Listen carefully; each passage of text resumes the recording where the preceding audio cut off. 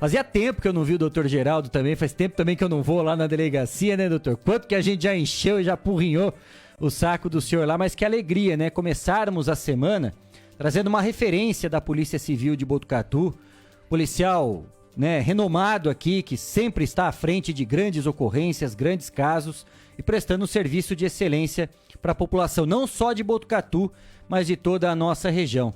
Doutor Geraldo, que alegria tê-lo aqui. Boa tarde, obrigado por ter aceito esse nosso convite. Bem-vindo, tudo bem? Tudo bem, boa tarde, Kleber, Cris, boa tarde, pessoal da bancada aqui. Eu que agradeço a possibilidade de estar conversando com vocês e por, óbvio, conversar com a população, que é sempre importante. Eu sempre falei que vocês são os ouvidos e os olhos da população, a voz da população, né? Estou conversando com vocês, eu fico muito tranquilo porque eu estou conversando com a população. Muito legal, eu que agradeço o convite. E parabéns pelo espaço, eu não conhecia, também faz muito tempo que a gente não se vê, né? Eu não conhecia o espaço, está bem legal. Parabéns pela inovação, eu só fico satisfeito de ver vocês bem. E com relação à encheção de saco, vou ser sincero, vocês sempre foram muito responsáveis com a gente lá, muito educados, e sempre respeitaram o tempo da polícia, não tem nada de encheção de saco não. E jornalista tem que ser assim mesmo, é igual policial, encher o saco de vez em quando. Todos os dias praticamente a gente estava lá, né, doutor, batendo na porta, buscando informação para deixar as pessoas muito bem informadas. E o doutor Geraldo sempre também foi muito respeitoso conosco, né, sempre nos atendeu, sempre deixou as portas abertas. Mesmo naquela correria, né, doutor? Às vezes a ocorrência em flagrante, aquele tumulto que a gente sabe que muitas vezes é uma ocorrência, mas o doutor Geraldo sempre nos atendeu, sempre nos recebeu muito bem. Era culpa do Cristiano, viu, doutor? Ele que ficava todo dia de manhã mandando a gente lá, ó. Ocupado em algumas ocasiões. O Cristiano, com aquele gravadorzinho de bolso dele, era terrível, viu? Não era fácil, ali, hein, não. Doutor, ficava ali. Ô, doutor, já, quando o senhor puder, fale com a gente. Aquela, né? Sempre com muita tranquilidade. Pois é. E a gente fez questão, né, de fazer esse convite ao doutor Geraldo. Como eu disse, né, uma grande referência da Polícia Civil aqui de Botucatu, para que a gente possa contar um pouco da história também, lembrar de casos importantes aqui da cidade. Quanto tempo já, doutor, de Polícia Civil? Já há 35 anos como policial civil e aqui na região já há 20 e poucos anos, 22 anos, alguma coisa assim. Não me aperta muito não, porque a memória realmente não vai, hein? 35 anos já, de doutor. Policial já, 35 anos, eu já estou aposentado, né? Mas a gente está naquele benefício do governo, o governo paga o aposentado para uma parcela a mais para ficar trabalhando. E nós precisamos do dinheiro, eu estou trabalhando ainda, então, mas na verdade já estamos aposentados, né? Mas vou continuar mais um pouco, que o dinheiro faz falta, preciso estar lá. O dinheiro faz falta e a Polícia Civil certamente também vai sentir muito a falta do senhor, doutor, porque essa equipe aqui de Botucatu, né, e um dos motivos também para esse convite, além, claro, né, da gente poder contar um pouco da história do doutor Geraldo, relembrar importantes casos também, é uma forma de homenageá-lo, né, porque nós já recebemos aqui o doutor Lourenço Talamonte Neto, delegado seccional, né, falamos até para que ele pudesse levar, e certamente todos os policiais ouviram essa entrevista, quando nós lembramos aqui, né, que a polícia de Botucatu, ela tem um quê a mais, né, doutor? Ela tem essa função realmente importante, não só de combater o crime, mas de dar uma resposta muito rápida também. Como a gente sempre fala, né, é impossível a gente zerar os números da criminalidade, né, por mais que você tenha estrutura, tenha policiais, tenha profissionais competentes em todos os setores da polícia, né? Seja militar, da civil, da própria Guarda Civil Municipal. É impossível que tenhamos um número zero de crime, mas quando acontece, todos nós temos a certeza que a resposta vai vir muito rápida, né? E eu não vou falar que é de uma forma inédita, mas que chamou a atenção, isso repercutiu no Brasil inteiro, né? E a polícia de Botucatu esteve em evidência. E para a polícia estar em evidência nem sempre é de forma positiva, né, doutor? Pelo contrário, sim, na maioria é de uma forma negativa. E aqui, todos esses profissionais que compõem a polícia de Botucatu colocaram a instituição de uma forma positiva e num patamar de referência, de exemplo. Recentemente tivemos aquele ataque, né, aquela guerra aqui em Botucatu, que aquela quadrilha fortemente armada invadiu a cidade, tocou o terror e rapidamente já foi combatida pelos policiais que aqui estavam. Houve o reforço da região de São Paulo e quando a polícia bateu no peito falou, não, a investigação fica aqui, né, doutor?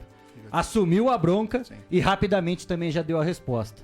Então é uma forma também não só de homenagear, mas de parabenizar o senhor que também esteve à frente dessa investigação e todos os policiais que fizeram muito bem em relação a esse caso, porque a gente está vendo essa barbárie no Brasil como um todo. Dificilmente a gente tem uma resposta como a que teve aqui em Botucatu, né, doutor? Exatamente. E quando você fala esse que a mais, é importante identificar o que é esse que, né? O que é o compromisso e a responsabilidade que nós temos com a população de Botucatu. A grande verdade é essa. Quando você tem compromisso com a sua sociedade, quando você tem responsabilidade com a sua sociedade, quando você está inserido na sua sociedade, quando seus filhos estudam na sociedade, seus familiares moram na sociedade, você fica preocupado com a sua sociedade. E você quer cuidar da sociedade, e a nossa função principal é cuidar da sociedade.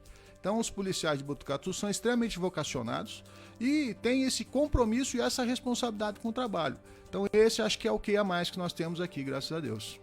Foi uma situação completamente atípica. A gente já tinha visto situações como essa, desde lá atrás, quando a gente fazia reportagens, sempre na nossa região, né? Em outras regiões do estado de São Paulo, Brasilzão afora. Aqui parecia ser uma realidade um pouco mais distante, né? Sim. De próprio Botucatu. Essa situação desse, nós chamamos de domínio de cidades, essa nova ação criminosa gigantesca, gravíssima, né? Nós chamamos de domínio de cidades. Ela começou em 2013, explodiu por todo o estado de São Paulo, passou para o Brasil e Botucatu, infelizmente, passou por essa fase desses criminosos organizados, extremamente armados e violentos, fazerem essas ações em Botucatu. Por mim, passaram 45 inquéritos policiais desde 2013, no entorno de Botucatu, cidades pequenas, porque essa era o segmento criminoso, atingia essas cidades pequenas onde tinha menos policiais. E depois nós tivemos uma carreira solo aqui de uma equipe de criminosos de Botucatu, tentou fazer a mesma situação, roubando os caixas do supermercado central, mas aqui nós conseguimos identificar todos eles, prendemos todos, etc. A dificuldade que nós tínhamos era que esse segmento criminoso ele era proporcionado por criminosos de outras regiões. Isso realmente trazia uma dificuldade ímpar para nós, porque trabalhar com bandidos da nossa região é uma coisa, mas trabalhar com bandidos não só de São Paulo, mas de outros estados era outra. Então nós não tínhamos ainda no estado de São Paulo e nem no Brasil, nos outros estados, nós não tínhamos ainda o centro de informações que coletavam dados desses criminosos. Então foi difícil realmente no começo, mas a estatística que nós temos, isso é interessante falar, né? Dos 45 crimes que aconteceram aqui desde o início, e esse que você se refere foi o último aqui em Botucatu, e não se enquadra no 40, não estou colocando ele, estou colocando os 45 anteriores. Dos 45 anteriores, 40 foram elucidados. Na sequência do crime, eles foram sendo investigados, as ferramentas investigativas foram sendo colocadas, trocas de informações, alguns demoraram 2, 3 anos para se encerrar, mas dos 45, 40 foram encerrados com indiciamentos dos quadrilheiros. Então é interessante, às vezes a população não sabe, mas teve aquele crime de Anhembi em 2016, estão indiciados e estão presos. E aquele de Conchas, aconteceu 4, 5 em Conchas, todos presos, todos indiciados. Né? Aí vem um trabalho conjunto de todo o estado, todos os estados e principalmente de Botucatu nessa história de encabeçar as nossas investigações. Né?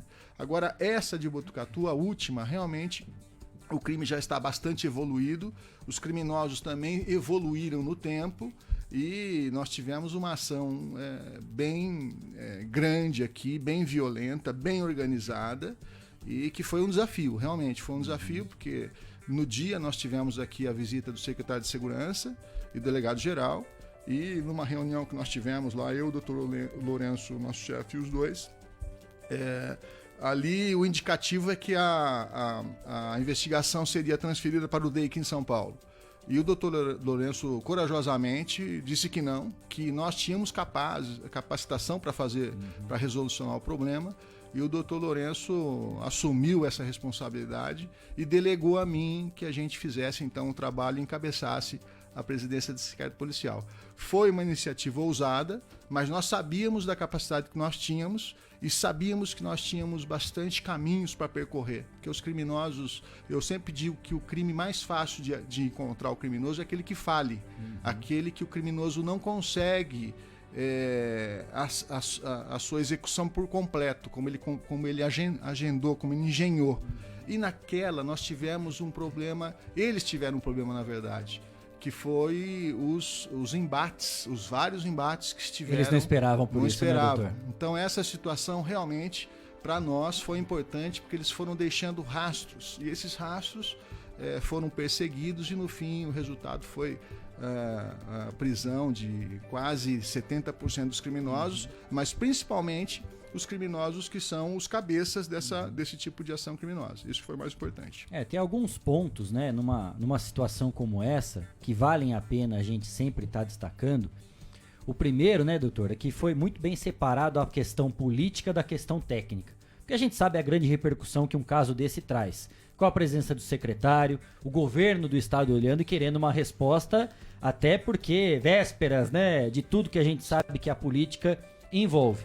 E mesmo assim, a polícia foi lá, quietinha, no seu trabalho, e mostrou em pouco tempo, né? Não é que tá até hoje, não. Já tá tudo muito bem encaminhado. Outro ponto, né? Depois de alguns dias aí, houve aquele massacre também lá em Araçatuba. E quando eu digo massacre, por tudo que envolveu, e a gente percebe o quanto os bandidos também estão evoluindo, né? E aí remete sempre àquela parte, sempre a polícia tá brigando pela melhoria de sua estrutura, né? Da sua capacitação, para poder estar de frente, porque é muito fácil depois só cobrar a resposta se você não tem os mecanismos necessários para estar acima disso. E um terceiro ponto, eu lembro que desde lá de trás, né, em 2013, quando aconteceu, que a gente tinha uma cobertura mais constante de fatos como esse na nossa região, e sempre a entrevista com o Dr. Geraldo, né, que se transformou num grande especialista num assunto como esse, né, doutor? Pelas tantas ocorrências que nós tínhamos aqui na região, outras pessoas perguntavam, mas se a pessoa já está presa, se já descobriu essa quadrilha, por que continuam tendo? É impressionante como os bandidos também têm a facilidade de sempre encontrar novos integrantes para continuar num caminho que eles consideram fácil, né, doutor? Sim, parece que brota, né? Parece que brota bandido, né? Sim, na verdade nós vivemos uma organização criminosa, né? As organizações criminosas, elas são muito diferentes de quadrilha, né? A quadrilha por si só já é um bando criminoso terrível, junta 4, 5, comete 2, 3 crimes de roubo, invasão de casa, sequestro de pessoas, roubo de caminhão e carga, etc. Mas nós estamos tratando de quadrilha, né?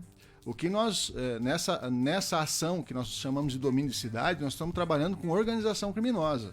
Ou seja, o crime passa da situação pessoal de 4, 5 pessoas para ser praticamente uma empresa, né? O dono daquela organização criminosa você não conhece. E eles vão se especializando, vão se dividindo em células, a gente chama células, são células criminosas, né? Cada célula com o seu perfil, com a sua qualidade, com a sua missão, e sempre direcionada por alguns criminosos que são os donos do negócio, né? E o que, na verdade, aconteceu é que essa organização criminosa, ela se coloca como uma empresa.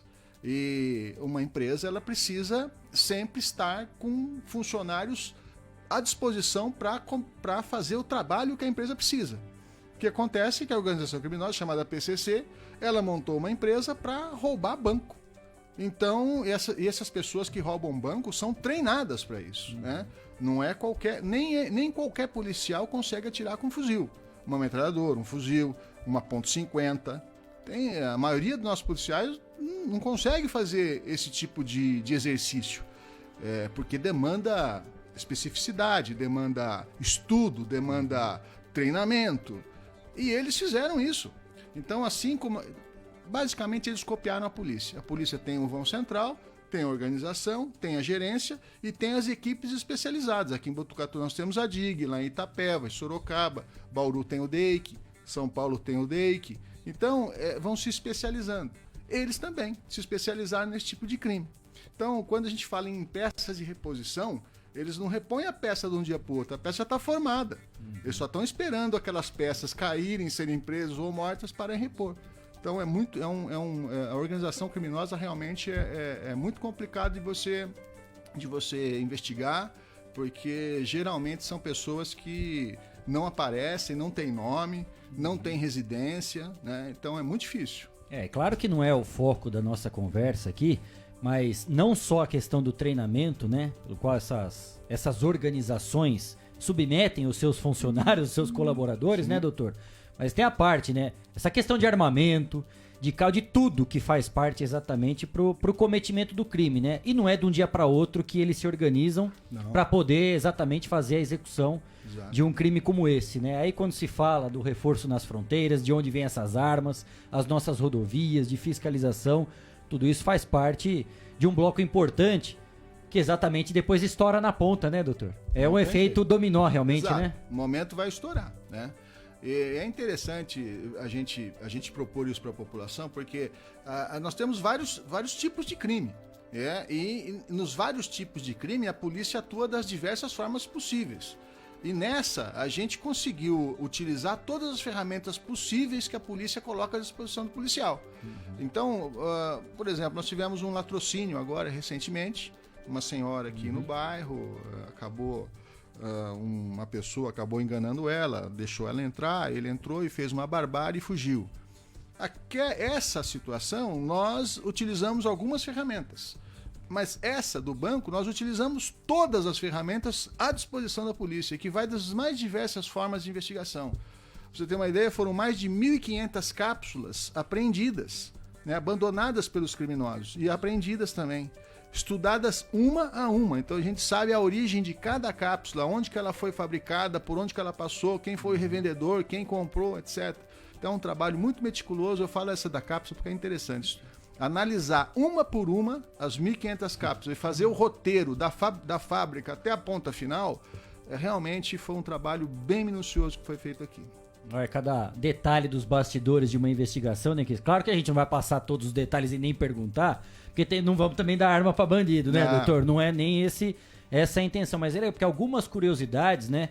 Pra gente que tá do lado de cá e não tem a mínima ideia, né, doutor, de como funciona um trabalho de investigação, e o quanto isso, né, para analisar 1.500 cápsulas, já para ter exatamente a resposta nesse tempo tão curto que a população teve, né, que a sociedade de uma forma geral como teve, como eu disse, esse fato aqui em Botucatu acabou se tornando uma referência e um grande exemplo para todo o Brasil, né, da mostra realmente do caminho a ser seguido diante disso. E eu não tenho dúvida, né, doutor, em mais de 3 décadas aí como policial, esse acredito que foi o caso mais desafiador, né? Foi o caso que nos trouxe mais desafio, justamente por essa responsabilidade que nós tínhamos com a sociedade e essa vocação que nós temos de assumir a responsabilidade. Como eu falei, o doutor Lourenço estava começando como seccional aqui.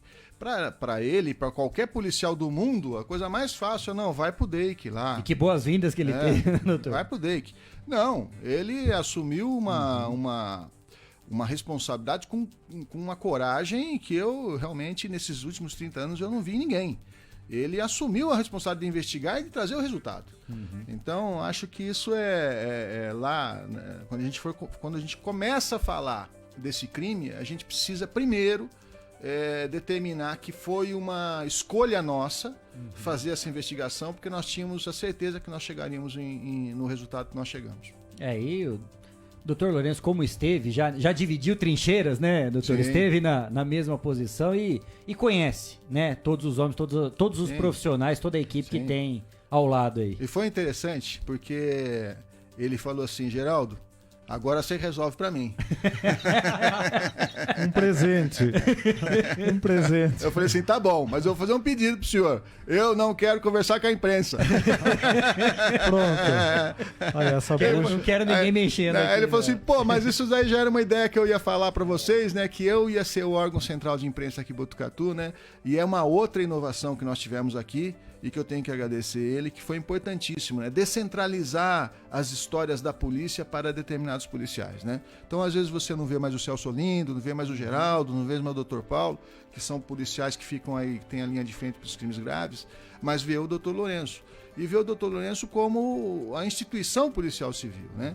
Então, isso todos nós aplaudimos e é uma inovação que ele trouxe para cá e a gente só tem a agradecer ele. E eu estou falando isso porque daí deu liberdade, né, para a gente trabalhar nesse caso, e foi nesse caso, e outra história que ele me falou, você vai trabalhar nesse caso até encerrar, esqueceu os outros casos, né? Diferentemente de outros que passaram, que tinha os casos graves, a gente tinha que cuidar do caso grave que aconteceu e mais os demais, né?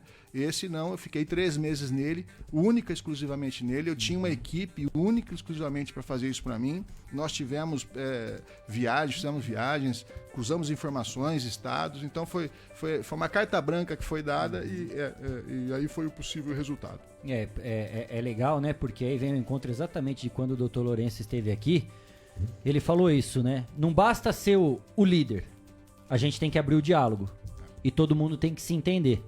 Né? E é legal quando a gente vê realmente que as forças de segurança, né, toda a polícia tem esse entrosamento, porque mostra realmente pra gente aqui o resultado que é alcançado no dia a dia, Cristiano Alves. Aí você vê cada detalhe, né, de bastidores da investigação que vão se somando e a gente vem tendo exatamente o caminho para traçar uma régua fina, né, doutor? De quando aconteceu, o que vem sendo feito, essa disponibilidade. Porque não é fácil também alguém chegar e falar, não, você só vai fazer isso a partir de agora. Não. Né, com essa falta de estrutura que o governo deixa sempre de investir, né?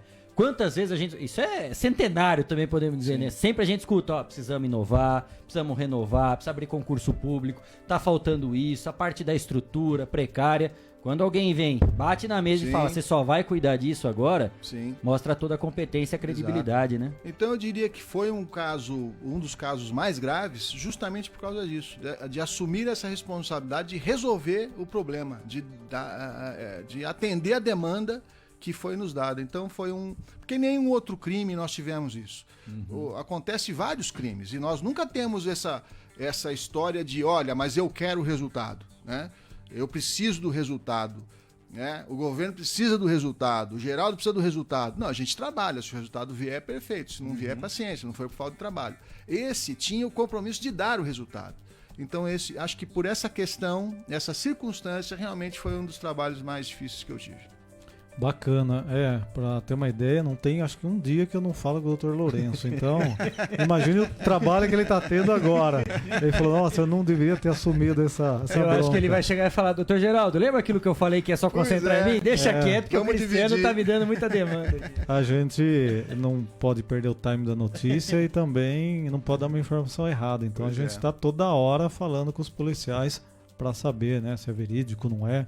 Hoje ainda mais tem muita fake news, aquela história toda, né?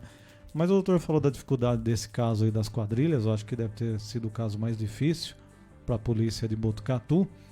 E a minha dúvida é o caso que mais demorou para ser elucidado, porque às vezes um caso que fica lá e não se tem mais esperança quase, esperança mínima de se esclarecer, e muitas vezes surge uma informação.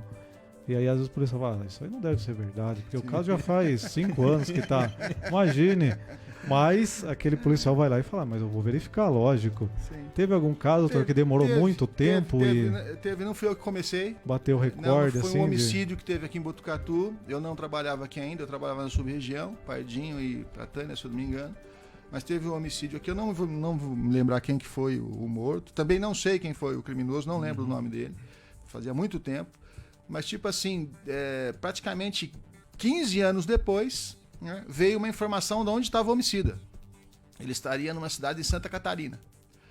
Nós recebemos essa informação anônima.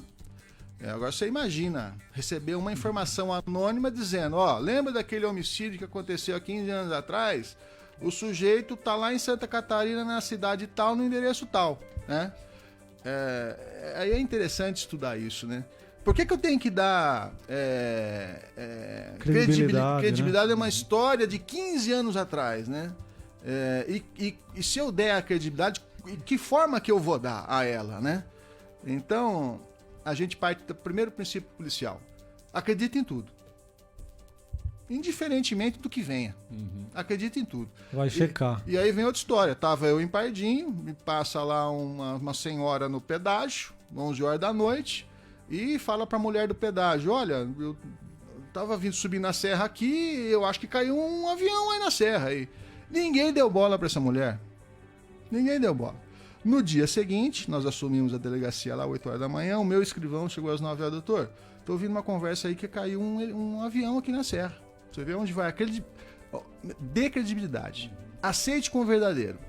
Eu falei assim, Rui, Não se vê essa história. Não, é que falaram no pedágio, a mulher do pedágio trabalhou a noite inteira, ela dorme aqui, ela é vizinha da minha mãe, falou pra minha mãe que recebeu essa informação e chegou pra mim. Conversa foi rolando. Loucura, não caiu nada lá, não tem nada, não tem notícia, não tem nada. Ah, doutor, eu vou ver. Aí ele fez as ligações dele pro centro de comando da aeronáutica que realmente estava faltando um helicóptero no voo, porque eles saem, eles ficam voando. Então, estava faltando um helicóptero nos que estavam voando. E foi ver, tinha um helicóptero que caiu aqui mesmo. Naquela noite tinha caído um helicóptero. Morreu uma família inteira. Lojas de armarinhos, São Paulo, morreu, camisaria, né? Morreu a família inteira. E nós chegamos no dia seguinte, umas 1h da tarde no local, né? Então você vê que interessante. Dê credibilidade à notícia que te traz. Por mais imprevisível que ela seja. Por mais estranha, né? Por mais estranha também. Então, nesse caso, veio essa informação e aí coube a mim, né? Coube a mim montar todo um esquema de como fazer a verificação dessa informação. E eu peguei um policial e falei, não precisa de mais que um policial. É eu e mais um. Vamos embora para Santa Catarina. Ah, mas você não pode ficar 7 dias lá, né? Então, quer dizer, é uma investigação tiro curto que a gente fala. É chegar, conferir e agir. Chegamos no local, achamos a casa, realmente morava um cara lá. A gente tinha uma foto do sujeito quando ele foi suspeito de ter cometido esse homicídio aqui. Nessa foto ele tinha uma tatuagem no ombro direito. Uma tatuagem de uns 20 centímetros mais ou menos no ombro direito. Mostrava pra gente certinho a tatuagem. Nós tínhamos a feição dele, a compreensão física e a tatuagem. Só que isso há 15 anos atrás.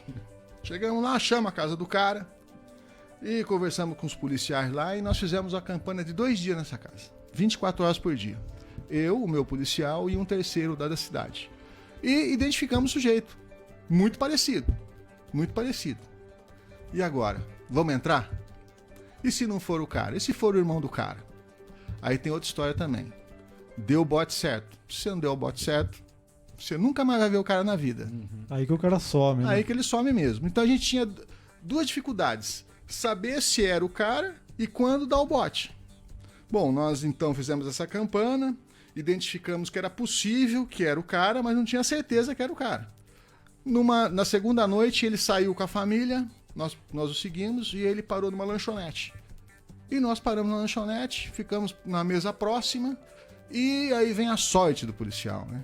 Ele tava com uma camiseta de manga curta e dava para ver metade da tatuagem no braço dele. O meu policial, muito experiente, doutor, é o cara. Olha a tatuagem. Falei assim, puta, parecido. Mas ainda não dava para dar o bote. Aí nós tivemos uma ideia. Isso é técnica de polícia. Você inventa uma história para trazer a verdade para você. Chamamos uma guarnição da Polícia Militar. Nós sabíamos o carro que ele tinha parado e onde ele tinha parado. Pedimos ao policial abordá-lo dentro da lanchonete, dizer que tinha batido no carro dele. E por quê? Uma abordagem de um homicida que a gente não sabe o que está fazendo, que nós perdemos a vida dele 15 anos e não sabe se ele é criminoso, se ele anda armado, se ele está traficando, se ele está fugindo de outros crimes, não sabemos que reação que ele pode ter. Então a abordagem dentro de uma lanchonete poderia ser um desastre. Então nós tínhamos que tirar ele de lá. A forma de tirar foi essa. Então os policiais questionaram, você é dono daquele carro? Bateram no seu carro, você precisa ir lá ver, lá, o dono tá lá, outro tá lá. Foi a hora que ele chegou lá e nós fizemos a abordagem. Feita a abordagem, documento falso. Documento falso. Tirou a camisa, tatuagem perfeita, você confessou. Tá? Trouxemos ele preso. Depois de 15 anos, ele está preso agora para pagar o crime que ele cometeu. E quando o senhor fala dessa participação, né, que teve início com uma denúncia anônima, do caso do helicóptero, nesse caso do homicida, a gente sempre ouve, né, o pedido da polícia para que a sociedade seja uma parceira, né, com informações, que tenha a questão do sigilo, tudo isso. As pessoas têm esse envolvimento, doutor? E qual a importância que isso traz realmente para cada caso aí? Eu trabalhei em São Paulo 5 anos. Eu comecei a carreira lá. Trabalhei em Poá 5 anos. E lá é tudo macro, tudo muito difícil, a população não tem horário, ninguém tem horário para nada, é tudo corrido. A polícia tem as suas dificuldades. E foi uma grata surpresa quando eu vim para Botucatu. Primeira coisa, né? Embriaguez ao volante. Não se fazia flagrante lá de embriaguez ao volante naquela época, há 35 anos atrás. Porque a demanda era tão grande, você não vai perder tempo com embriaguez ao volante. Você tem roupa para fazer, você tem sequestro para fazer, você tem um monte de coisa. Embriaguez ao volante, primeiro porque não tinha perito para fazer o exame, né? Aí eu chego em Botucatu para trabalhar, embriaguez o volante. Não, tudo bem, faz só o boletim. Não, doutor, a gente faz flagrante aqui. Mas pera um pouquinho, tem perito à noite aqui? Não tem, doutor, vem aqui no plantão. Pô, então chama. Então, essa é a diferença básica, né? Então, quando nós trabalhamos lá em São Paulo, por 5 anos, não existia essa história de informação anônima da sociedade. Porque ali não existe espaço muito para ter essa convivência com a sociedade. Aqui em Botucatu, a grata surpresa minha foi essa, né? Da sociedade participar das coisas da polícia aqui. E a gente sempre teve o apoio da sociedade aqui. Informação anônima, que vocês não têm ideia de quantas denúncias chegam para nós todo dia. E todas elas são conferidas. Algumas, lógico, vai para frente, outras não. A gente sabe peneirar tudo isso. Mas é interessante dizer que a sociedade é uma parceira da Polícia Civil aqui, da Polícia Militar e da Guarda. Isso eu garanto para vocês. E eu sempre motivo isso também. Eu sempre falei, olha, o bandido, ele não mora numa gruta em cima de uma... Não, ele é seu vizinho. O bandido é seu vizinho. Então, se cada um olhar o seu vizinho para denunciar, a gente vai estar conferindo. A sociedade de Botucatu está de parabéns. Eles acreditam na polícia que tem, acreditam na informação anônima e a gente trabalha em informação anônima. É uma ferramenta fundamental para nós. Até aqueles caras que moram na favela, tem uma hora que o cara vai na padaria, uma hora ele vai querer se sentir gente, vamos dizer assim, e vai querer andar pra rua. Exato. E aí a casa cai. Agora, doutor... Informação anônima. O caso do banco, teve um aqui que ele foi ferido e ele ficou 2, 3 dias numa casa aqui. Nós chegamos dele numa informação anônima. Importantíssimo. Que ajuda, né? Com certeza. Porque todos nós sabemos um pouco da nossa realidade ali, do nosso quarteirão, do nosso bairro, né, doutor? Sim, não tem como. Sabe quando alguma coisa tá esquisita, né? Que eles falaram, pera Mudou um pouquinho, rotina, eu venho todo né? dia aqui, eu nunca carro, vi essa moto esse da hora. cidadão, nunca passou aqui, né, Cris? Cara, toda hora. Agora, algo interessante é o seguinte, doutor. A polícia militar e a guarda trabalham mais no preventivo. Evitar que o crime ocorra. Então, faz operação, faz isso, faz aquilo. A Polícia Civil já pega quando a situação aconteceu. Então, você já tem um problema para resolver, né? Não é que eu vou tentar prevenir, fazer um trabalho preventivo.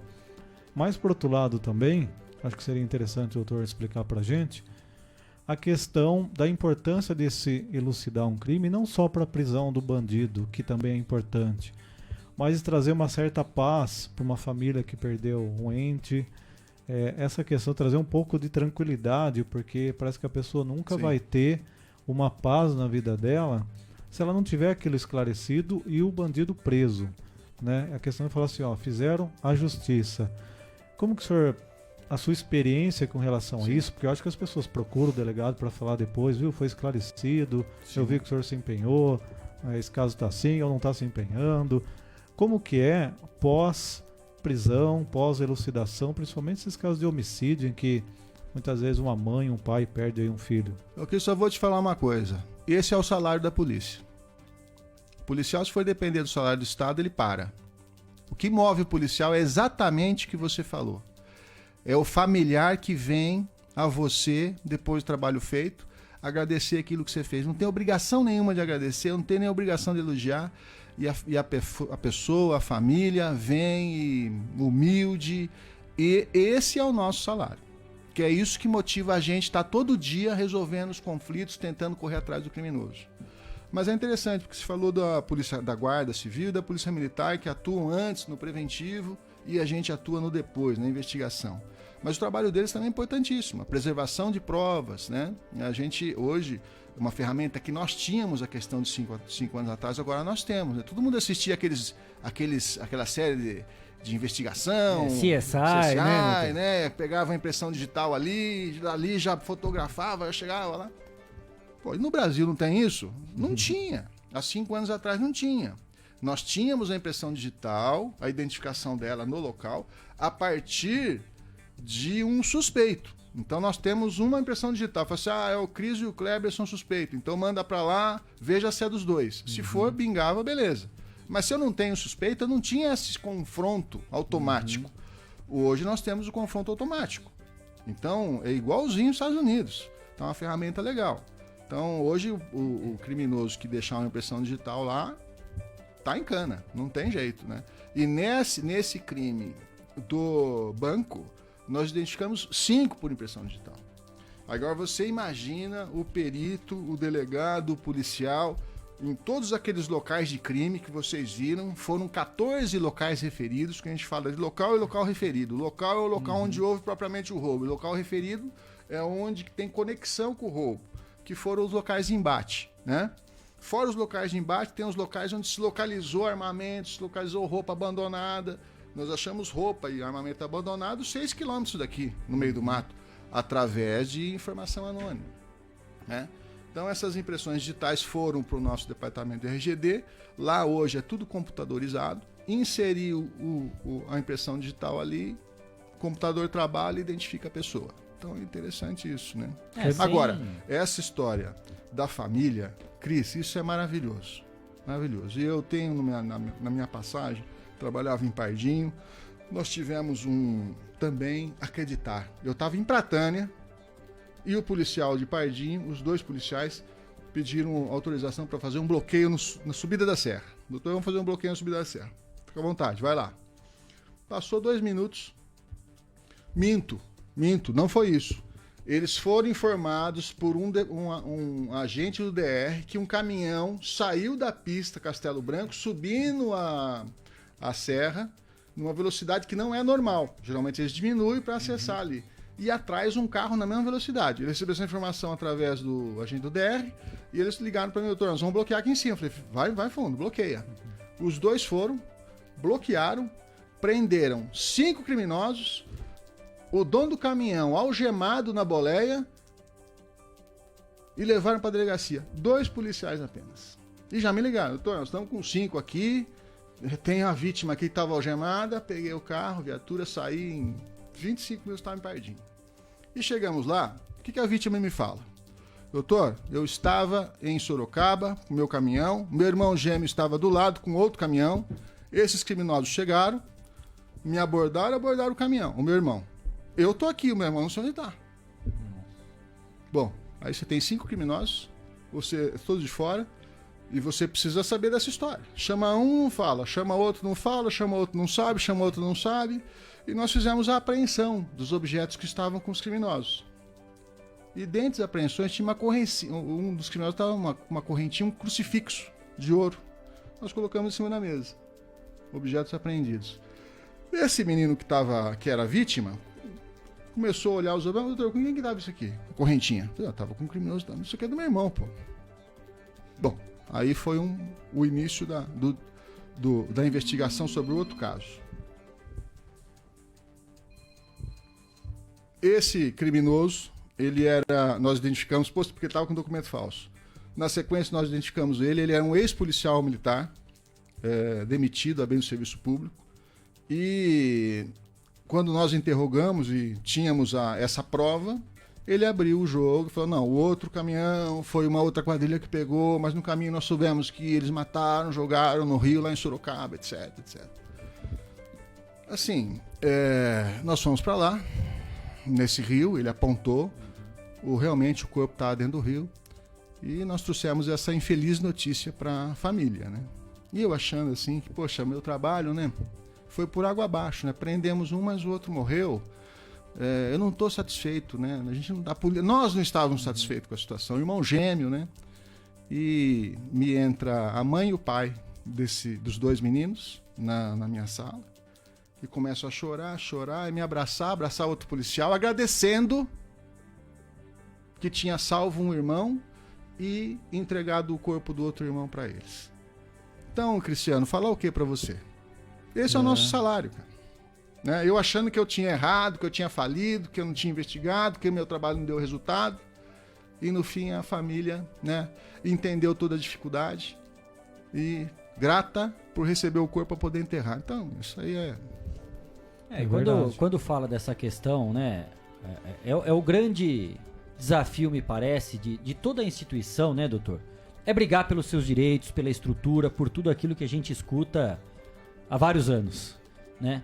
Como é que o senhor avalia essa evolução da instituição, da polícia de uma forma geral? Essa questão do salário, onde o senhor acha que é possível de chegar né, sempre batalhando, sempre lutando pelos direitos, por essa questão salarial, questão de estrutura, de viaturas, né? A gente tem que saber separar sempre aquilo que é o marketing do governo daquilo que realmente na prática vem para a ponta, né? A gente vem acompanhando, aí a gente não tem condição de falar se está contente ou não, mas as viaturas estão sendo entregues, armamento está sendo melhorado, a questão da capacitação, né, dos treinamentos, enfim, é só a questão salarial, a reposição profissional. Quais são os grandes desafios que a polícia tem, doutor? Eu acho que depois de tanto bater, vocês foram a minha voz para bater, né? Eu agradeço, não vocês, de toda a imprensa, e eu vejo isso pipocando naquela época em todo o estado e depois no Brasil, porque não é só a polícia investigativa de São Paulo que foi sucateada,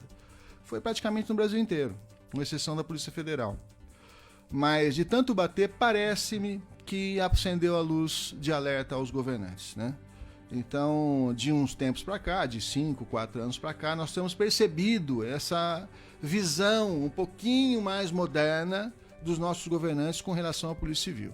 Entendendo que nós precisamos efetivamente investir na polícia que preserva, na polícia que reprime, que é a Polícia Militar, a Guarda, que está na rua, que atende a população. A gente precisa investir nela.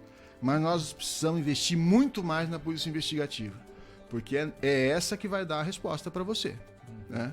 Então parece que os governantes agora estão começando a entender que a polícia investigativa é extremamente necessária à sociedade, né? Então nós temos hoje nós temos as viaturas são realmente boas viaturas, não nos falta viatura, não nos falta combustível, não nos falta material, não nos falta prédio, telefone, comunicação, né? Mas eu acho que o governo está deixando a parte de recursos humanos por último, né? Mas eu, como uma pessoa que confia na sociedade do Brasil, eu acredito que ele vai ainda olhar para essa última questão, que é a questão dos recursos humanos, e que na verdade é o principal. Atrás da viatura tem que ter um policial, atrás do computador tem que ter um policial, não tem como não ter policial. Policial qualificado e policial bem pago, né? A grande verdade é essa. Enquanto nós não tivermos policiais em número suficiente e policiais qualificados e policiais, eu não falo nem bem pagos, eu falo razoavelmente pagos, nós ainda não teremos aquela polícia que nós gostaríamos de ter, né? E o duro é que nós temos condições de tê-la. É isso que me indigna, né? A possibilidade do Estado de São Paulo, e aí nós vamos focar no Estado de São Paulo, a possibilidade do Estado de São Paulo sair na frente nessa história e ter uma polícia de alto nível, né? As ferramentas hoje estão todas dadas. Nós temos banco de DNA, banco de digital, nós temos programas de computador, investigação virtual. Hoje todos os nossos links estão... Hoje, se eu quiser puxar uma informação de um boletim de presidente prudente, eu consigo, de um inquérito.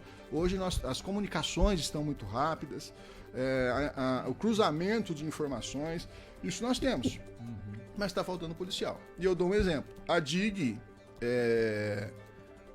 quando a cidade de Botucatu tinha 100 mil habitantes, a DIG tinha 3 delegados jovens e tinha 20 investigadores. A DIG. Hoje, Botucatu tem 150 mil habitantes, é isso, mais ou menos? Isso. Mais ou Nós menos. temos 2 delegados idosos e 7 policiais. Então... não acompanhou. Não acompanhou. Então, essa parte, né? Os recursos humanos, efetivamente, ainda falta um pouco, mas eu vejo um lampejo do Estado querendo atualizar, contratando um pouco. Recebemos alguns policiais, recebemos alguns delegados. Eu vejo isso, assim, pipocando no Estado. Então, isso me dá uma esperança de que, efetivamente, nos próximos anos a gente consiga trazer... porque é a demanda da sociedade. Sim. Eu falo o seguinte, se uma cidade tem um posto de combustível só, com 4 bombas e 4 frentistas, e não faz fila, se você demitir os 3 frentistas, a quantidade de carro que vai abastecer lá é o mesmo, e vai fazer fila. Então aquele frentista que abastece o seu carro, ainda dá uma olhadinha no pneu, lava o seu vidro, pergunta o que você está precisando, não vai ter mais, é um frentista só, então ele vai maltratar até o cara que vai abastecer lá, é só ele, vai ter que abastecer comigo, então abastece...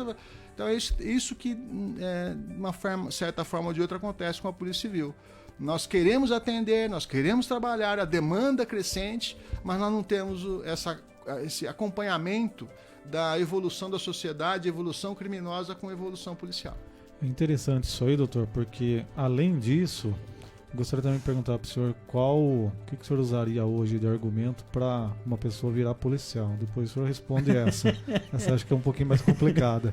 Mas o que eu gostaria de perguntar em torno ainda desse assunto aí é o seguinte: eu acompanho a polícia há um tempinho e o que a gente percebe nessa questão de você ter policial, não ter policial, se está realmente inovando o quadro, também tem um entorno da polícia que é interessante a gente avaliar. Porque antes a gente tinha uma cadeia aqui.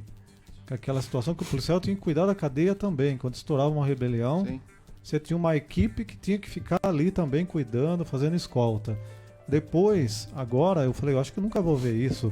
Começou a ter as audiências à distância, online, então você não precisa ficar transportando o preso. Sim. Então algumas coisas que eu percebi também em volta da polícia deram um certo alívio, não que tá sobrando sim, tempo, tá sobrando policial, não. Mas também deram um respiro, deram um tempo a mais, né? Porque ficava aquele sufoco em cima da polícia. Escolta, polícia. Fazer isso, polícia. Fazer não sei o que, polícia. Então a polícia tem que fazer tudo. Sim. Né? Quase tendo que comprar pão lá também. Tudo. Várias vezes. Né? Então, o que a gente diz? Algumas coisas no entorno melhoraram também. Foi devagar, mas melhoraram. Então, em torno disso também a gente viu algumas evoluções. Isso acabou falando assim, o policial não precisa mais agora, além de investigar, ficar levando o preso para lá e para cá. Sim. Então algumas coisas nesse sentido parece que deram uma melhorada, né? Sim.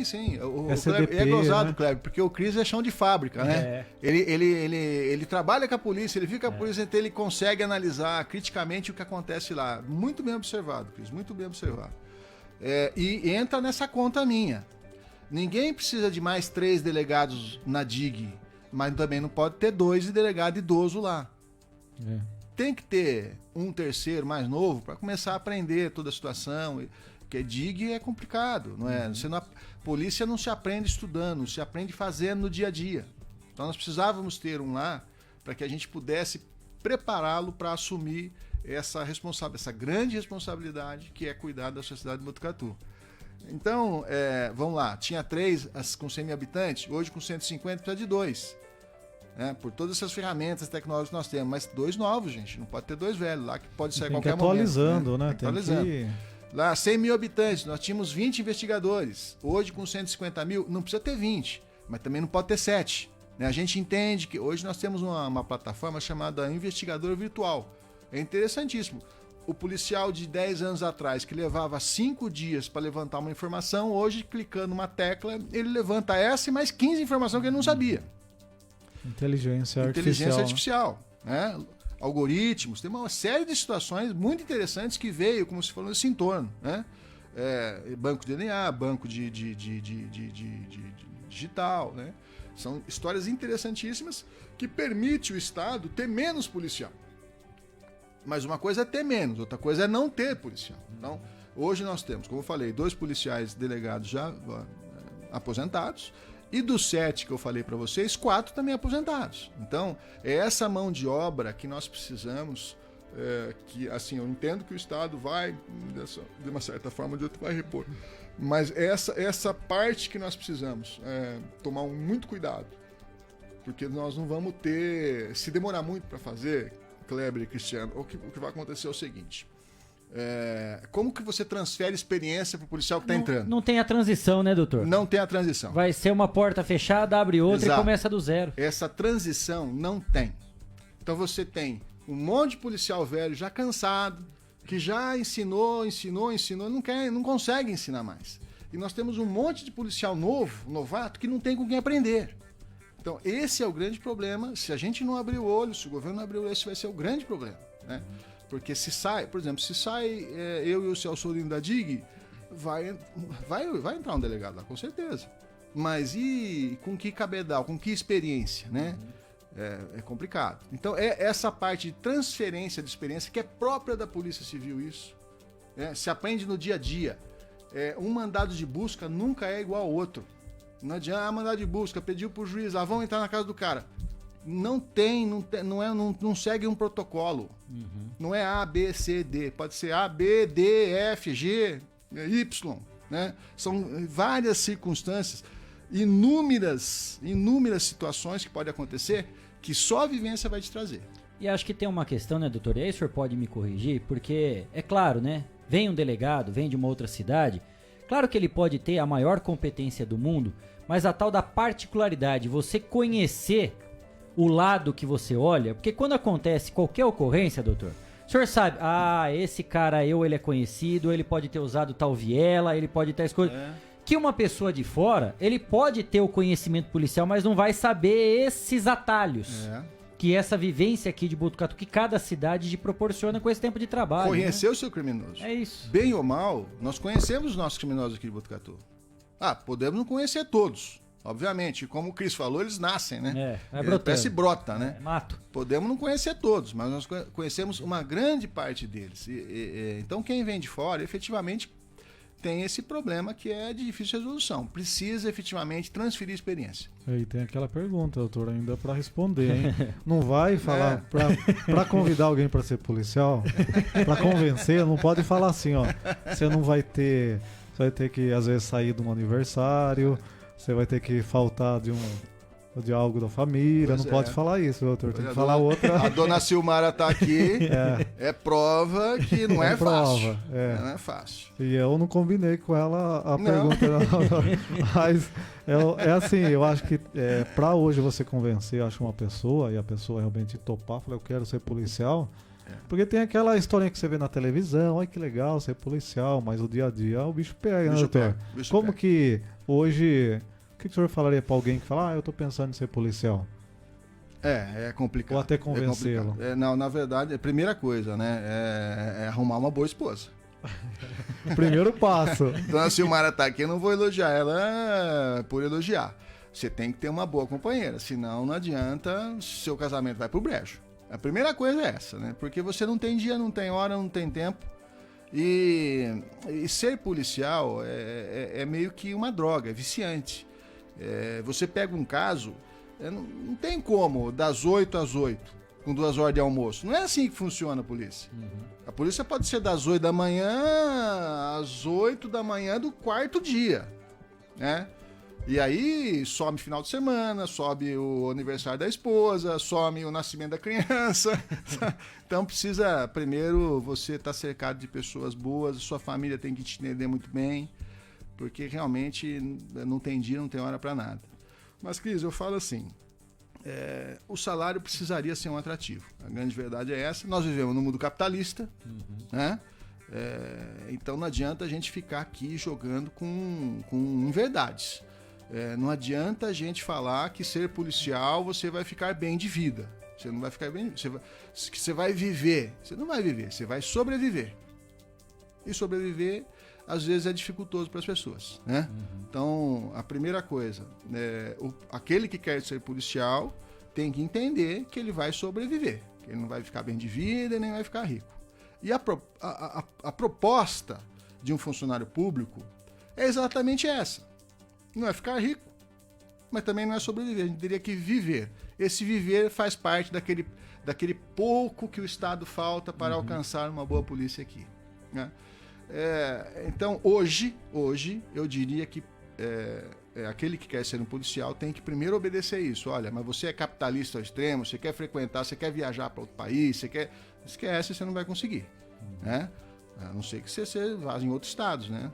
Paraná do lado aqui, paga o dobro do estado de São Paulo, né? Tocantins, paga o dobro. Maranhão, paga o dobro. Polícia Federal, paga o triplo, né? Aí você pode viver, né? Um pouco, né? Mas ser policial, Cris, eu acho que antes de tudo seria um sacerdócio, porque efetivamente você não tem dia e você não tem hora, você não tem tempo, você não tem Natal, você não tem Ano Novo, você não tem final de semana. E aí você vai formando tudo isso e você tem que analisar se você quer isso para você.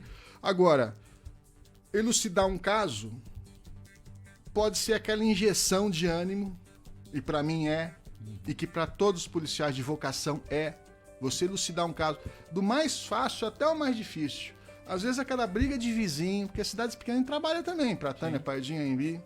Naquela briga de vizinho que está há 5 anos, ninguém resolve. A justiça não consegue resolver e vai para o delegado, e o delegado, numa reunião ali, impõe algumas situações e consegue resolver. Às vezes é tão gratificante quanto resolver um homicídio, né? Então, eu diria para aqueles que querem ser policial hoje, primeiro, para não olhar para o dinheiro. Se olhar para o dinheiro, não fica. E segundo, tem que ter vocação. Tem que ter vocação. Porque se não tiver vocação, não dá certo. Nem 8, nem 80, né, doutor? Sim. Nem sendo o mais pessimista, nem o grande otimista, né? Dentro do nosso realismo, essa mudança que não acontece, né? Na velocidade que nós gostaríamos e nem da forma como muitas vezes deveria acontecer, mas algumas mudanças nos colocam num patamar sempre de enxergar essa luz no fim do túnel. Como o senhor já falou aqui, né? Que vem acontecendo. Por exemplo, recentemente houve uma troca nos comandos. E não é só a troca por trocar. Houve ações, né, simultâneas que começaram a dar um entendimento que realmente a prioridade é essa. A gente fica com o pé atrás porque como é ano eleitoral, muitas coisas podem estar envolvidas nesse cenário de palanque. Que não é o que a gente gostaria que acontecesse. Mas assim, se esse foi o motivo, não deveria ser, mas se esse foi, pelo menos nos dar um alento, né, para que realmente as mudanças aconteçam. Porque depois, quando a gente se acostuma com a coisa boa, a gente não quer regredir. Exatamente. E a cobrança vem pesada depois. Né? Pelo menos assim, se você não vai melhorar daquilo que você ofereceu, pelo menos que esse patamar seja mantido. Me parece que essa recente mudança, doutor, e aí não é pelo nome, pela competência, porque quem estava lá também tem os seus méritos, né? Mas parece que já trouxe uma nova visão, né, dessa parte. Como aconteceu aqui em Botucatu com a troca do comando, né, quando o Dr. Lourenço assumiu, né, houve também uma reformulação, né, um novo ponto de vista, uma nova forma de trabalhar. O senhor percebeu isso também nessa troca de comando? Você fala comando governamental. Porque mudou a questão da Polícia Civil e a parte da militar. Assim que o novo governador assumiu, depois que o João Dória desistiu, a mudança governamental. Rodrigo Garcia, uma das primeiras coisas que ele fez foi mudar essa questão da Polícia Militar e da Polícia Civil. Quer dizer, fazia muito tempo que eu não vi um governante chegar, doutor, e bater como na sua primeira tecla a questão da segurança. Tudo bem que teve aquele caso do menino lá que foi pego pelo entregador, que estava fingindo ser entregador. Foi uma semana emblemática também no caso da segurança pública. Mas dificilmente eu tinha visto um governante nos seus primeiros atos bater na questão da segurança pública como assim, ó, isso vai ser prioridade no meu mandato, digamos assim. Sim. Mas isso vem de acordo com aquilo que a gente já conversou, né, Kleber? Eu acho que os governantes acenderam a luz amarela, né? Exatamente disso. A população está percebendo que efetivamente o Estado pode dar mais do que está dando, né? E está exigindo um pouco mais. Então, acho que nos últimos 6, 7 anos, 5 anos ou 4 anos, o tema segurança pública entrou na cabeça desses governantes. Eu falei de tanto bater, né? Porque eu bati muito lá atrás, né? E não só eu, como delegados em todo o estado, associação, sindicato, eu fiz parte da associação, fiz parte do sindicato, a gente bateu muito forte, né? Eu acho que agora a ressonância está sendo agora, nesses últimos 2, 3, 4 anos, né? E de uma certa forma ou de outra, é isso que eu falo, né? Que eu falei anteriormente. Me parece que o governo está deixando a demanda de recursos humanos por último, né? Mas a gente percebe outras demandas sendo atendidas, né? Principalmente até na capacidade de quem está gerenciando a polícia nas suas cidades. Então a gente vê o Dr. Lourenço, por exemplo, uma pessoa extremamente capacitada para exercer a qualidade de gerente dos policiais aqui, alia diálogo com o funcionário, com a demanda administrativa, com a demanda criminal propriamente dita, consegue trabalhar essas duas histórias que estão paralelas, né? Então me parece que em todo o estado já existe efetivamente nos lugares devidos as pessoas devidas, né? O que não acontecia anteriormente. Parece que anteriormente a política botava o dedão ali e colocava alguém na chefia, às vezes não conhecia do tema, né? E isso acontecia no Brasil inteiro, no estado de São Paulo também. Hoje me parece que uma certa meritocracia está sendo obedecida pelos a nossa hierarquia. E isso é governamental, né? não tem mais política, tem meritocracia, tem capacidade, né? Então, acho que Botucatu é um exemplo bem disso, né? Agora, com relação ao comando lá, acho que cada governante acaba colocando a confiança em um determinado policial para ser o diretor da Polícia Civil ou o diretor da Polícia Militar. Mas eu entendo que, de uns tempos para cá, bons policiais comandaram a Polícia Civil, né? Bons policiais. E quando a gente vê essa questão de estrutura aqui, né, o quanto evoluiu, principalmente da nossa região, quantos casos, né, doutor? É que às vezes assim, pra gente que tá aqui, vamos falar assim, no centro da cidade, muitas vezes ou não tem importância ou acaba não chegando, né? Mas quantas vezes bateu lá na DIG essa questão da área rural? Pois é. Né, de furto de gado, essa parte de invasão de propriedades, e agora tem uma estrutura exatamente para cuidar disso. O Giarco, o Marquinho, tudo. A parte da proteção animal, a delegacia de defesa da mulher, enfim, toda a estrutura que vai subindo, vai crescendo, exatamente para dar esse feedback. E né? nessa história aí de combate ao crime rural, o Dr. Lenz deve ter falado, nós somos pioneiros. Sim. Eu não sei se ele falou para vocês, né? Se ele abriu o jogo, se ele quis se autoelogiar. Se ele não quis, eu estou elogiando ele aqui agora. Ele foi pioneiro. Ali a DIG, nós percebemos, eu tive que fazer até um documento sobre isso, da criação da nosso GIAR, da nossa equipe de investigação rural, para proporcionar para que o governo efetivamente crie nas outras unidades um sistema parecido. Eu que fiz, o Dr. Lourenço me responsabilizou, eu fiz lá um documento e eu faço um paralelo, traço um paralelo histórico do que está acontecendo, não só em Botucatu, mas no Brasil, no São Paulo e no Brasil. Nós tivemos uma pandemia, 2 anos de pandemia. Só para iniciar, nós somos capitalistas, o criminoso também é. Ele vai onde tem o dinheiro. Se não tem o dinheiro, ele não vai, ele quer dinheiro, ele quer patrimônio, é isso que ele quer dos outros. O que nós tivemos? Pandemia, comércio fechado, falindo, as pessoas não saíam na rua, o bandido ficou perdido. Quem que eu vou roubar? Onde eu vou entrar? Não sei se tem dinheiro, não sei se o cara vendeu, se não vendeu. 2 anos de pandemia. Depois veio a guerra na Ucrânia. O que aconteceu na guerra da Ucrânia? Os insumos agrícolas arrebentaram de valor. Hoje um gado vale mais que meio carro. Litro do leite R$8, R$10. Aí você né? passa no pasto lá, você vê 5, 15, 20 vacas pastando, pô, ali tem quase R$200 mil. Né? Então o bandido é esperto. Então se juntava 20 criminosos, fortemente armados, tinha que roubar carro para praticar o roubo a banco, tinha que alugar as armas, era possível morrer no confronto, dinamite para explodir. Tinha que fazer exercícios com dinamite, não sei onde, exercícios com fuzil, né? Pra estourar 2 caixas eletrônicos, 70 mil em um, 80 mil no outro, quiçá lá no outro, lá mais 50 mil, levava 300 mil, 250 mil, né? Com todos esses ponderáveis de dar errado o negócio. No centro urbano, né? Mais dificuldade. Aí ele olha lá, 20 vaquinhas no pasto, pô, mas tem R$200 mil aí, cacete, né? Aí ele aluga um caminhoneiro, um boi caminhoneiro lá, uma carreta de caminhoneiro, fecha os boi lá na madrugada, não precisa ir armado, não precisa nada, né? Que geralmente fica no pasto, põe em carreta aquilo lá e já ganhou 200, 300 mil reais. Então o criminoso, ele migrou da cidade pro rural. Não tem policial na rural. É distante. Às vezes não tem nem telefone. O sujeito que está lá cuidando da fazenda não consegue nem acionar a polícia militar ou a polícia civil. A dificuldade de fazer um boletim de ocorrência também não é difícil. Então, fertilizante. Fertilizante, antigamente, 2 anos atrás, um saco de fertilizante era R$50, hoje é R$300. Então vai no galpão lá que tem 25, 60 sacos de fertilizante, e já deu um banco. Então o criminoso percebeu isso, aí o criminoso migrou para a área rural.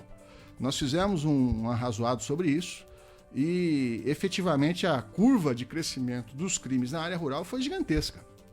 E nós não tínhamos não tínhamos equipe, nós não tínhamos esse olhar para o campo, né? E aí a gente proporcionou isso para o Dr. Lourenço, em que pese a falta de funcionários, o Marquinhos é um cara extremamente capacitado, que vive nesse chão de fábrica rural, né? Ele conhece tudo de área rural. Ele se predispôs a fazer isso, né? E foi uma grata surpresa, porque o trabalho dele, junto com o trabalho com o Luciano lá em Itatinga, e mais algumas, também Laranjal também fez uma equipe lá, a gente conseguiu fazer um trabalho muito legal, coibindo crimes, identificando criminosos e a curva descendente em pouquíssimo tempo. Muito legal isso. Então, é a inovação que nós trouxemos, o doutor Lourenço trouxe, né? Novamente, né? O compromisso. O compromisso com quem, né? É só com a cidade de Botucatu? Não, é com a região inteira, né? Porque o doutor Lourenço, ele comanda 13 cidades. A DIG é responsável por 13 cidades aqui na nossa região. Então esse compromisso faz você olhar também, não é só a cidade, é o rural também, vamos atrás deles, né? Vamos fazer o vínculo, a gente já tem vínculo com a sociedade de Botucatu, com os bairros, já temos. Vamos fazer vínculo com o agricultor. Né, com o sujeito que está lá longe, isolado, vão passar lá, deixar o telefone, o WhatsApp, é isso que o Marquinhos tem feito. E aí vem as denúncias, às vezes as informações, e a Polícia Civil trabalha, qual que é a grande ferramenta da Polícia Civil? Informação. A informação chegou, essa informação vai ser depurada, vai ser processada, ela vai ser analisada e vai gerar resultado. Já aumentou o raio, né? O doutor tinha falado assim, lá tantos anos atrás, né? 100 mil habitantes, nós tínhamos 3 delegados, 20 policiais. Agora Botucatu, além de Botucatu, tem as outras cidades da região. E o Marquinhos está aposentado também, tá? O Marquinhos também está aposentado. Mais um. Tá, em cima disso, doutor, até quando tem lenha para queimar aí, doutor? Até quando aí? O senhor fez um projeto aí, alguma coisa? Eu vou falar para vocês. Há 35 anos atrás, um jato, último tipo, maravilhoso, ele levantou voo. Tempestade, foi difícil, mas levantou voo 35 anos atrás. Lá em cima ele estabilizou e veio voando, 35 anos voando. Passou por várias tempestades, passou também por sol tropical, né? E agora está na hora desse avião descer. Então nós estamos preparando a aterrissagem desse avião e estamos preparando essa aterrissagem assim. A gente quer aterrissar ele bem sossegado, bem tranquilo, bem sereno. Então vai demorar um pouquinho mais aí, mas a gente vai aterrissar ele logo. Com a missão cumprida, né? Missão cumprida, com certeza, né? Isso aí. Cris, que alegria, né? A gente ter recebido aqui no Estação Notícia de hoje. Para começar muito bem essa semana, né? Com bate-papo, claro. Às vezes falando de ocorrências, que é um pouco mais pesado, mas de uma forma bem descontraída, né? Bem direta também, pra gente entender. E eu acho que isso que é legal da informação, né? Quando a gente abre o jogo e traz uma pessoa como o Dr. Geraldo, porque quem está em casa, né, doutor, às vezes não tem tantos detalhes dessas informações de bastidores, e é importante para que a gente possa conhecer um pouco mais do dia a dia do trabalho, da estrutura, das dificuldades e a resposta que todos nós temos através de um trabalho brilhante da polícia de forma geral. E até antes das despedidas, tem um recado aqui. Até o Dr. Lourenço tá mandando palminhas aqui, tá mandando um joinha, o chefe tá acompanhando, então a gente tem que tomar cuidado aqui também, né, doutor? Não, eu não tô puxando o saco dele não, tô falando a verdade. E aí tem também do Tenente Coronel Semensati. Legal, aqui, grande amigo. Grande abraço pro Dr. Geraldo grande aí. Amigo. E essa parceria também tem feito a diferença para todo esse sucesso, né, doutor? Essa integração. Hoje nós estamos com aquele latrocínio dessa senhora, né? É interessante a gente posicionar também. A gente não pode aqui ficar tergiversando sobre o assunto. Acho que é o caso mais grave que aconteceu nos últimos dias aí, nos últimos dias. E a gente tem um trabalho feito, tem uma linha investigativa. Nós identificamos o criminoso, ponto pacífico, ou seja, 70% do caminho está andado. 30% é prender o criminoso, né? Mas nós tivemos, infelizmente, nós tivemos um problema pontual nessa investigação. A família acabou recebendo algumas informações sigilosas, até por piedade, nós passamos algumas informações, até porque moravam na Inglaterra, né? Então você passando essa informação jamais vai ser repassada, né? E repassamos com compromisso de sigilo, né?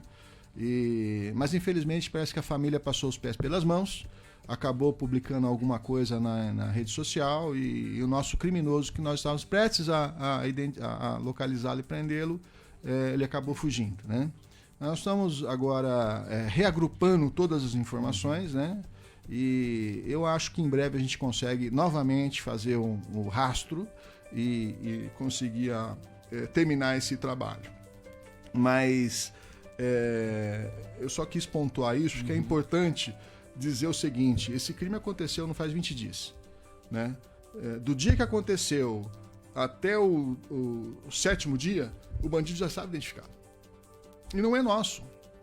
Olha que interessante. Tem aquela dificuldade que eu falei, você conhece todos os criminosos? Não conheço todos. Conheço a maioria, a gente conhece. Mas e o criminoso que vem de fora, que é o lado do banco, né? Vem de fora, você não conhece, você não sabe onde mora. É uma particularidade que atrapalha a investigação. Então nós temos em 10 dias a identificação do criminoso, o motivo do crime e a prisão pedida e decretada. Então o juiz nenhum não dá prisão se você não tiver fundamento para fazê-lo, né? Então nós temos a prisão decretada. Falta esse pedacinho, atrapalhou, né? Mas a gente está reagrupando as informações e logo, se Deus quiser, porque uma coisa é você responder à família, importante, etc. Muito bom, muito jóia. Mas outra coisa é responder à sociedade, né? Então é importante que a sociedade saiba disso. Nós estamos no encalço e nos próximos dias, se Deus quiser, a gente consegue a captura dele. Um bate-papo muito legal, viu, Só doutor? uma pergunta de um internauta aqui que mandou mensagem pelo WhatsApp, doutor. Ele tá dizendo que ele fez a prova da Polícia Civil aqui, ao contrário de tudo aquilo que vocês falaram hoje, e disse que passou na primeira fase, o André Vieira. E falam que pelo fato da polícia estar precisando de pessoal, irão chamar rapidamente. Quanto tempo que o Estado começará a chamar esses novos policiais? Eu não tenho essa informação, mas é rápido. Está sendo mais rápido.